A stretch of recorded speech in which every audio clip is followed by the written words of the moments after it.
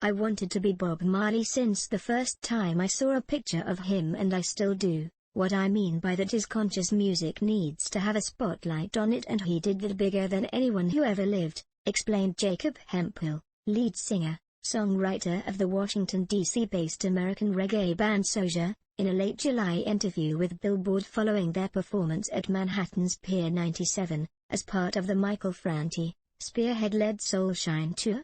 "I'm not mad that all I hear on the radio are songs about strippers and planes to Ibiza," Hemphill added. "I just want conscious music to have a place at the table, too. If contemporary reggae with a forthright social conscience has a chance of impacting mainstream radio, SOJA is likely the band to accomplish that feat." On August 12, the 8-piece outfit released their 6th album, Amid the Noise and Haste, at A Records, and scored their highest chart debut position to date, number 20.